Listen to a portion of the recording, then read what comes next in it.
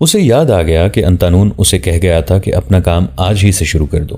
اسے یہ بھی یاد آ گیا کہ اس نے انتانون سے کہا تھا کہ تم مجھے ثابت قدم پاؤ گے۔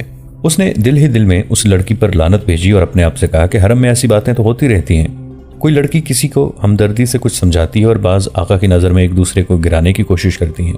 اسے اب ایک سہارا اور قومی جذبے کی تسکین کا ذریعہ مل گیا تھا، مگر وہ ناتجربہ کار تھی۔ اسے معلوم نہیں تھا کہ حرم میں کچھ بھی کسی سے چھپایا نہیں جا سکتا، اور یہ بھی کہ اس ماحول میں اخلاق اور کردار ناپید ہے، اور یہاں کسی بھی وقت کوئی بھی انہونی ہو سکتی ہے۔ گناہوں کی اس پر اسرار دنیا میں وہ بہت بڑا خطرہ مول لے رہی تھی۔ 2-3 روز بعد اس کی ملاقات شمس الدین اور شاد بخت سے ہو گئی۔ اس رات بھی گمگشتگین نے بزم عیش و طرب منعقد کی تھی۔ اپنے سالاروں، سلیبی مشیروں اور اعلیٰ افسروں کو اپنے ہاتھ میں رکھنے کے لیے وہ انہیں خوب عیش کراتا تھا۔ ان 2-3 دنوں کی ملاقات میں انتانون نے فاطمہ کو ٹریننگ دے دی تھی۔ فاطمہ اس ضیافت میں خوب دلچسپی لے رہی تھی۔ گمگشتگین حیران ہوتا ہوگا اور خوش بھی کہ اس لڑکی میں تبدیلی آ گئی ہے۔ وہ اس کے ساتھ ہنس ہنس کر باتیں کر رہی تھی۔ وہ شمس الدین کے پاس جا رکی اور ادھر ادھر کی باتیں کرتے ہوئے اس سے کہا، کیا ارستان میں برف پگھل رہی ہے؟ سالار شمس الدین چونک گیا۔ گمگشتگین جیسے چالاک اور سخت مزاج قلعہدار کے حرم کی کسی لڑکی کی زبان سے یہ الفاظ نکلنے کی اسے توقع نہیں تھی، کیونکہ یہ سلطان ایوبی کے جاسوسوں کے خفیہ الفاظ تھے جو بول کر جاسوس ایک دوسرے کو پہچانتے تھے۔ ان الفاظ سے جاسوسوں کے سوا کوئی اور واقف نہیں ہو سکتا تھا۔ شمس الدین کو یہ معلوم تھا کہ اس قلعے میں کوئی جاسوس قید نہیں تھا جس نے یہ الفاظ بتا دیے ہوں۔ اس نے کوڈ کا اگلا مکالمہ بولا، تم ارستان جا رہی ہو؟ فاطمہ نے مسکرا کر کہا، ارادہ تو یہی ہے۔ شمس الدین باتیں کرتے کرتے فاطمہ کو الگ لے گیا۔ دوسرے لوگ شراب اور رقص میں محو تھے۔ شمس الدین نے اس سے پوچھا، تم جانتی ہو میں سالار ہوں؟ میں کچھ اور بھی جانتی ہوں۔ فاطمہ کی مسکراہٹ میں طنز نہیں، اپنائیت اور ایک مطلب تھا۔ کون آیا ہے؟ شمس الدین نے رازداری سے پوچھا۔ وہ آپ کو مل کر جائے گا، فاطمہ نے جواب دیا۔ تم جانتی ہو کہ مجھے دھوکہ دے کر تمہارا انجام کیا ہوگا؟ دھوکہ نہیں، فاطمہ نے جواب دیا۔ اب ٹہلتے ٹہلتے بڑے دروازے تک چلے جائیں، وہاں 2 محافظ کھڑے ہیں، پوچھنا کہ یروشلم سے کون آیا ہے۔ شمس الدین دروازے پر چلا گیا۔ وہاں 2 محافظ کھڑے تھے جنہیں وہ جانتا تھا۔ اس نے پوچھا، تم میں سے یروشلم سے کون آیا ہے؟ انتانون نے آگے بڑھ کر بتایا کہ وہ یروشلم سے آیا ہے۔ شمس الدین نے پوچھا، تم اگر ان کی طرف سے آئے ہو تو وہاں برف پگھل رہی ہوگی، کیا آپ ارستان جا رہے ہیں؟ انتانون نے پوچھا۔ ارادہ تو یہی ہے، شمس الدین نے مسکرا کر کہا۔ جب اسے یقین ہو گیا کہ انتانون واقعی جاسوس ہے تو اس سے پوچھا، وہ لڑکی دھوکہ تو نہیں دے رہی؟ نہیں، انتانون نے جواب دیا۔ ملاقات کا موقع دیں تو ساری بات بتا دوں گا۔ ملاقات کا موقع پیدا کر دیا گیا۔ شمس الدین آخر سالار تھا، وہ موقع پیدا کر سکتا تھا۔ اس نے انتانون سے پوچھا کہ اس نے فاطمہ کو کس طرح اپنے جال میں پھانسا ہے اور اسے وہ کس طرح اتنا قابل اعتماد سمجھتا ہے کہ اسے خفیہ الفاظ تک بتا دیے ہیں۔ انتانون نے اسے شروع سے آخر تک سنا دیا کہ یہ لڑکی کس طرح اسے ملی اور ان کے درمیان کیا کیا باتیں ہوئی تھیں۔ میں ایک خطرہ محسوس کر رہا ہوں، شمس الدین نے کہا۔ تم جوان ہو، خوبرو اور تنومند ہو، لڑکی جوان ہے اور اس کی خوبصورتی غیر معمولی ہے۔ جذبات فرض پر غالب آنے کے امکانات مجھے صاف نظر آ رہے ہیں۔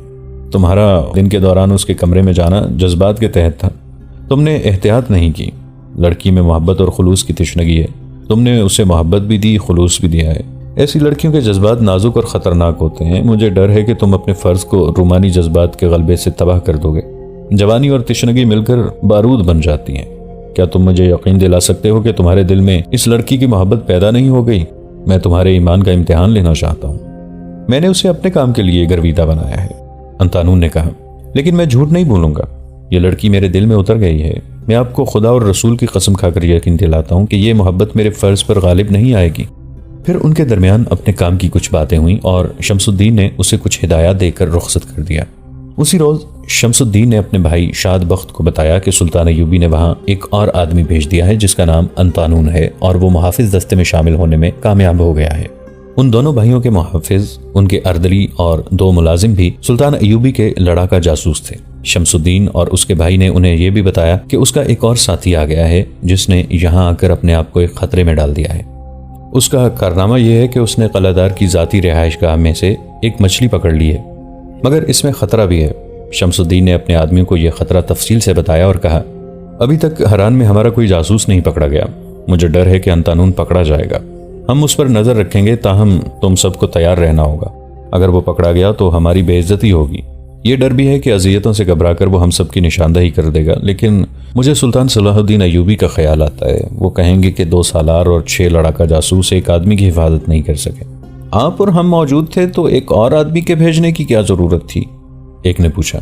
یہی ضرورت تھی جو اس نے پوری کر لی ہے، شمس الدین نے جواب دیا۔ گمگشتگین کے حرم تک رسائی ضروری تھی، تم ان بحثوں میں نہ پڑو۔ میں جانتا ہوں یہ حسن بن عبداللہ کا فیصلہ ہے جو صحیح ہے، میں تمہیں اس کے خطروں سے آگاہ کر رہا ہوں۔ تیار رہنا، ہو سکتا ہے اس لڑکی کو اغوا کر کے غائب کرنا پڑے، اس کے لیے بھی تیار رہو۔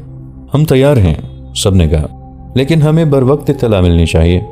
یہ ممکن نہیں کہ اطلاع بر وقت ملے، شمس الدین نے کہا۔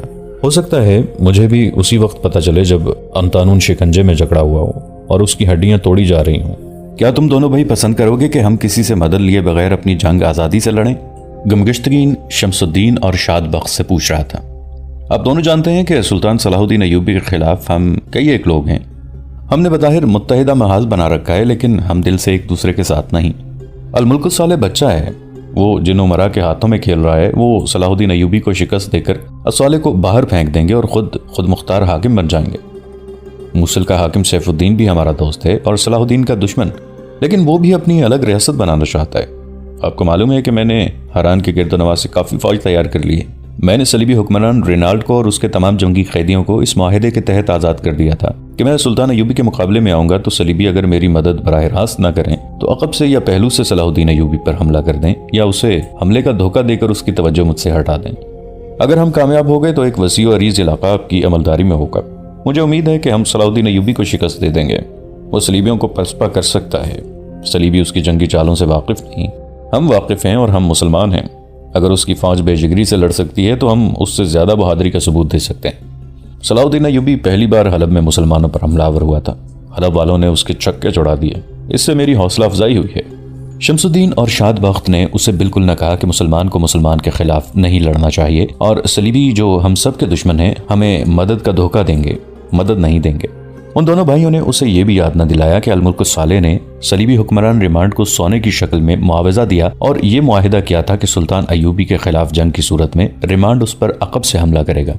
سلطان ایوبی نے حلب کا محاصرہ کیا تو ریمانڈ فوج لے کر آ گیا، مگر سلطان ایوبی کے صرف چھاپہ مار دستوں نے اسے روک دیا اور ریمانڈ لڑے بغیر واپس چلا گیا تھا۔ شمس الدین اور شاد بخت نے گمگشتگین کے ساتھ کسی بھی نقطے پر بحث نہ کی، اس کی تائید کی اور اسے مشورہ دیا کہ اس وقت سلطان صلاح الدین ایوبی ارستان کی پہاڑیوں میں بیٹھا ہے۔ اس سلسلہ قاہ میں حماد کے سینگ نام کی جو وادی ہے اسے میدان جنگ بنایا جائے تو سلطان ایوبی کو شکست دی جا سکتی ہے۔ انہوں نے یہ مشورہ بھی دیا کہ اپنی جنگ آزادی سے لڑی جائے اور صلیبیوں سے مدد لی جائے۔ مجھے کچھ ایسی اطلاعیں مل رہی ہیں کہ صلاح الدین ایوبی کے جاسوس ہمارے درمیان موجود ہیں اور ہر ایک خبر اسے پہنچا رہے ہیں۔ گمگشتگین نے کہا، آپ دونوں محتاط اور چکنے رہیں اور چھان بین کریں۔ کہنے کی ضرورت نہیں، سالار شاد بخت نے کہا، ہم جانتے ہیں کہ سلطان صلاح الدین ایوبی کا نظام جاسوسی بہت مضبوط اور تیز ہے۔ ہم نے یہاں اپنے جاسوس چھوڑ رکھے ہیں جو ہمیں مشتبہ اور مشکوک افراد سے آگاہ رکھتے ہیں۔ میں اس معاملے میں بہت سخت ہوں، گمگشتگین نے کہا۔ اگر مجھے اپنے بیٹے کے متعلق بھی شک ہوا کہ جاسوس ہے تو میں اسے بھی شکنجے میں ڈال دوں گا، ذرا بھر رحم نہیں کروں گا۔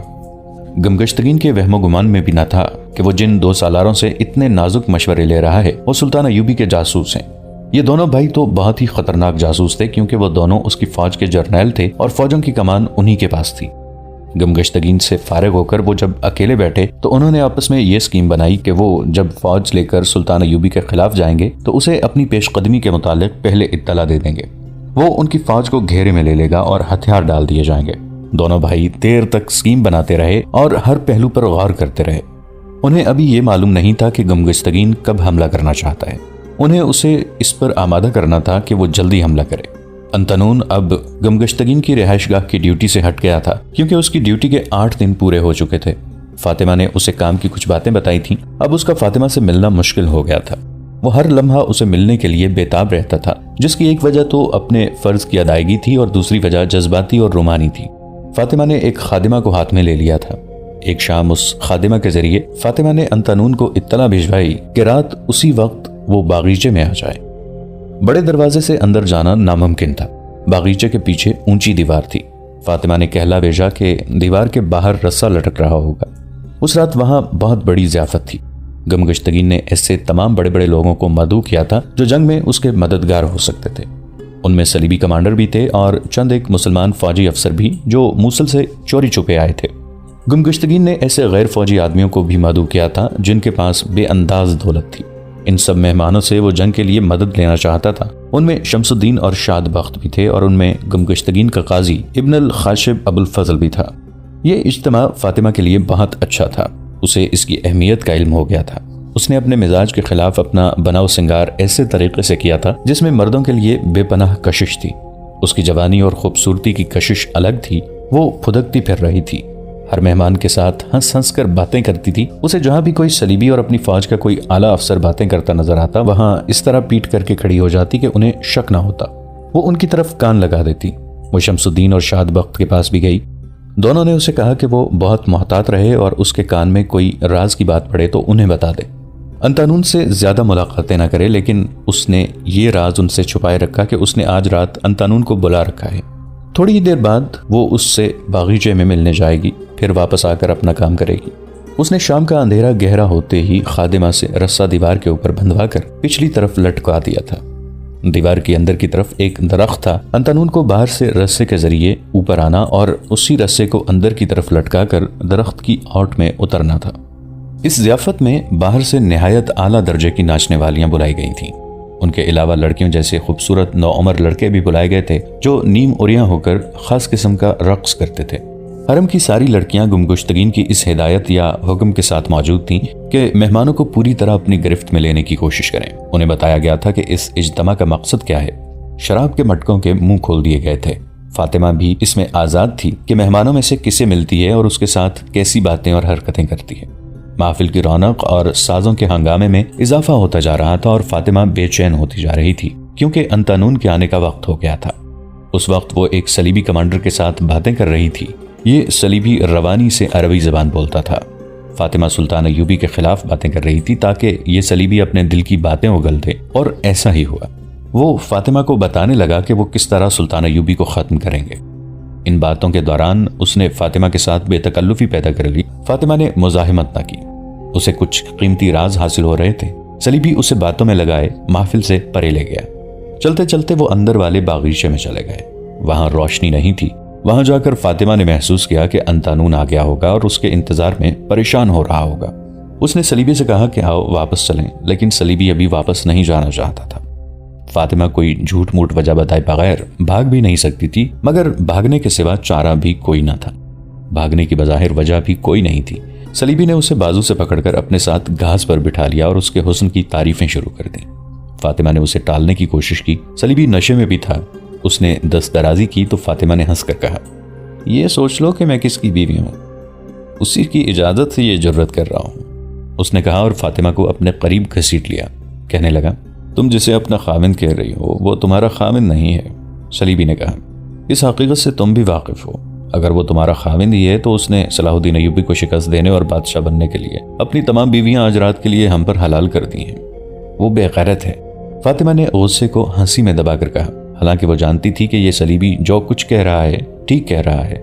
جو آدمی اپنا ایمان بیچ ڈالتا ہے وہ اپنی بیوی، اپنی بہن اور اپنی بیٹی کی عزت سے بھی دستبردار ہو جاتا ہے۔ تم بے وقوف لڑکی ہو، عیش و عشرت سے کیوں بیزار ہو؟ کہتی ہو میں شراب بھی نہیں پیتی۔ فاطمہ کو دو باتیں پریشان کر رہی تھیں۔ پہلی یہ کہ انطانون آ گیا ہوگا، اور دوسری یہ کہ گمگشتگین اگر غیرت مند ہوتا تو وہ دوڑتی اس کے پاس جاتی اور اسے بتاتی کہ یہ آدمی مجھ سے دست درازی کرتا ہے۔ مگر وہاں صورت یہ پیدا ہو گئی تھی کہ کسی مہمان کو، خصوصاً کسی صلیبی کمانڈر کو ناراض کرنا گمگشتگین کے حکم کی خلاف ورزی تھی۔ وہ اپنی بیویوں کی عصمت کے عوض سلطان ایوبی کے خلاف جنگی مدد لے رہا تھا۔ فاطمہ جال میں الجھ کے رہ گئی۔ وہ اس صلیبی کے منہ پر تھوک نہیں سکتی تھی اور اسے دھتکار بھی نہیں سکتی تھی۔ ان مجبوریوں کے باوجود اپنی عزت سے بھی دستبردار نہیں ہو سکتی تھی۔ اس کے لیے فیصلہ کرنا مشکل ہو گیا۔ اس نے اسے ذرا سلجھے ہوئے طریقے سے ٹالنے کی کوشش کی جو محض بیکار ثابت ہوئی۔ اسے بڑی شدت سے خیال آیا کہ انطانون آ گیا ہوگا۔ وہ پیچ و تاب کھانے لگی۔ اسی ذہنی کیفیت میں صلیبی نے ایک بیہودہ حرکت کی۔ فاطمہ بھڑک اٹھی۔ وہ گھاس پر بیٹھے تھے۔ اس نے صلیبی کو بڑے زور سے دھکا دیا۔ وہ پیٹھ کے بل پیچھے گرا۔ عورت میں غیرت بیدار ہو جائے تو وہ چٹان کو بھی دھکا دے کر گرا سکتی ہے۔ یہ صلیبی تو نشے میں تھا۔ اس نے اسے فاطمہ کا مذاق سمجھا اور قہقہا لگایا۔ قریب ہی مٹی کا ایک بڑا گملہ رکھا تھا۔ فاطمہ کو غصے نے پاگل کر دیا تھا۔ اس نے گملہ اٹھایا۔ یہ بہت وزنی تھا۔ گملہ اوپر کو اٹھا کر اس نے سلیبی کے منہ پر دے مارا۔ وہ پیٹھ کے بل لیٹا قہقہے لگا رہا تھا۔ گملہ اس کی پیشانی پر گرا اور اس کے قہقہے خاموش ہو گئے۔ فاطمہ نے گملہ پھر اٹھایا۔ سلیبی بے ہوش ہو کر پہلو کے بل ہو گیا تھا۔ فاطمہ نے گملہ اپنے سر سے اوپر لے جا کر اس کے سر پر پھینکا اور وہاں سے غلام گردش میں چلی گئی۔ کسی کمرے میں داخل ہوئی اور اندھیرے میں پچھلے باغ میں چلی گئی۔ محفل پر شراب کا نشہ طاری ہو چکا تھا۔ رقص عروج پر تھا۔ شرابیوں کی ہاؤ ہو نے اس قلعہ نما محل کو سر پر اٹھا رکھا تھا۔ کسی کو ہوش نہ تھا کہ کون زندہ ہے اور کون قتل ہو گیا ہے۔ اس ہنگامے سے لا تعلق ہو کر فاطمہ پچھلے باغیچے میں گئی۔ انتانون کی محبت کے جوش اور نشے میں اسے ابھی یہ احساس نہیں تھا کہ وہ ایک انسان کو قتل کر کے آئی ہے اور مقتول سلیبی ہے۔ وہ انتانون کو فخر سے سنانا چاہتی تھی کہ اس نے اپنی عزت کی حفاظت میں ایک سلیبی کو قتل کر دیا ہے، مگر انتانون وہاں نہیں تھا۔ فاطمہ کا دل اس خیال سے ڈوبنے لگا کہ وہ آ کر چلا گیا ہے۔ اس نے درخت کے پیچھے جا کر دیکھا کہ رسا باہر ہے یا اندر۔ رسا اندر تھا۔ اس کا مطلب یہ تھا کہ انتانون آیا ہے، اسی لیے رسا اندر ہے، مگر وہ ہے کہاں؟ اگر وہ واپس گیا ہوتا تو رسا باہر کو ہوتا۔ وہ وہاں کھڑی ادھر ادھر دیکھ رہی تھی۔ اسے اندھیرے میں ایک سایہ سا حرکت کرتا نظر آیا۔ اس نے غور سے دیکھا۔ اس کی خادمہ معلوم ہوتی تھی۔ فاطمہ نے اسے آہستہ سے آواز دی۔ وہ خادمہ ہی تھی۔ فاطمہ کی طرف دوڑی گئی۔ اس نے فاطمہ سے کہا، اسے یہاں نہ ڈھونڈو، وہ آیا تھا، میں اس کے انتظار میں چھپ کر کھڑی تھی، میں نے اسے دیوار پر دیکھا۔ اس نے رسا اندر پھینکا اور اترنے لگا۔ ادھر سے 2 آدمی آتے نظر آئے۔ اس وقت وہ رسے سے اتر رہا تھا۔ دونوں آدمی قریب آ گئے، میں اسے خبردار نہیں کر سکی۔ وہ دونوں درخت کے تنے سے لگ گئے۔ وہ جو ہی اترا ان دونوں نے اسے ایسا جکڑا کہ وہ ان سے آزاد نہ ہو سکا۔ میں آپ کو ڈھونڈتی رہی لیکن میں مہمانوں میں نہیں جا سکتی تھی۔ فاطمہ کو چکر آ گیا اور جب اسے یہ خیال آیا کہ وہ ایک سلیبی کو قتل کر کے آئی ہے تو اس کے ہوش اڑ گئے۔ یہ الف لیلہ کی پراسرار اور طلسماتی دنیا تھی جسے فاطمہ جیسی لڑکی نہیں سمجھ سکتی تھی۔ اسے حرم کی ایک لڑکی نے خبردار بھی کیا تھا کہ وہ ایک محافظ سپاہی کے ساتھ محبت کا کھیل کھیل کر غلطی کر رہی ہے۔ اب اسے یہ مسئلہ پریشان کرنے لگا کہ انتانون کو کس نے گرفتار کرایا ہے۔ ان دونوں آدمیوں کو پہلے سے معلوم ہوگا کہ وہ آ رہا ہے۔ اب فاطمہ کو یہ خدشہ نظر آنے لگا کہ اسے بھی گرفتار کر لیا جائے گا۔ اسے اپنی خادمہ پر بھی شک تھا، وہ بھی تو مخبری کر سکتی تھی۔ وہ کچھ بھی نہ سمجھ سکی۔ خادمہ کو ساتھ لے کر اس نے اوپر سے رسا کھلوایا اور اسے کہا کہ اسے کہیں چھپا دے۔ وہ خود انتہائی گھبراہٹ کے عالم میں سالار شمس الدین اور شاد بخت کی طرف دوڑی گئی۔ رقص اور شراب کی محفل گرم تھی۔ فاطمہ کو شاد بخت نظر آ گیا۔ اسے محفل کے انداز سے معلوم ہوا کہ سلیبی کے قتل کا کسی کو پتہ نہیں چلا۔ وہ خیرامہ شاد بخت تک گئی اور اسے اشارے سے بلایا۔ الگ جا کر اسے بتایا کہ وہ ایک سلیبی کو قتل کر رہی ہے۔ اس نے قتل کی وجہ بھی بتائی۔ شاد بخت نے یہ خطرہ محسوس کرتے ہوئے کہ فاطمہ کو کسی نہ کسی نے اس سلیبی کے ساتھ ادھر جاتے دیکھا ہوگا جہاں اس کی لاش پڑی ہے اور اس کے پکڑے جانے کا امکان بڑا واضح ہے۔ اسے کہا، تمہیں اب یہاں نہیں رہنا چاہیے۔ تم اگر گرفتار ہو گئی تو میں ہی بہتر جانتا ہوں کہ گمگشتگین تم جیسی خوبصورت لڑکی کا قید خانے میں کیا حال کرائے گا۔ اگر اس کا باپ مارا جاتا تو وہ پرواہ نہ کرتا۔ وہ ایک سلیبی کماندار کے قتل کا بڑا بھیانک انتقام لے گا۔ میں کہاں جاؤں؟ فاطمہ نے پوچھا۔ تھوڑی دیر یہیں گھومو پھرو، شاد بخت نے کہا۔ میرا بھائی شمس الدین آ جائے تو اس سے بات کروں گا۔ وہ کہاں چلے گئے ہیں؟ فاطمہ نے خوف سے کانپتی آواز میں پوچھا۔ کچھ دیر گزری، انہیں اطلاع ملی تھی کہ پچھواڑے کی دیوار سے رسے سے پھلانگ کر ایک آدمی اندر آ گیا تھا۔ معلوم نہیں وہ کون ہے اور کس ارادے سے اندر آیا تھا۔ شمس الدین اسے دیکھنے اور اسے قید خانے میں ڈالنے یا جو بھی کارروائی مناسب سمجھے گا وہ کرنے کے لیے گیا ہے۔ اگر تھوڑی دیر تک نہ آیا تو میں خود چلا جاؤں گا۔ دل مضبوط رکھنا، ہم تمہیں چھپا لیں گے۔ دوستو، آج کے لیے اتنا ہی۔ اسی کہانی کی اگلی قسط کے ساتھ بہت جلد حاضر ہوں گے۔ نیچے کامنٹ سیکشن میں اپنی رائے کا اظہار ضرور کیجیے گا۔ ہمارے اس چینل کو سبسکرائب کر کے نیچے موجود بیل آئیکن کو بھی ضرور کلک کیجیے گا۔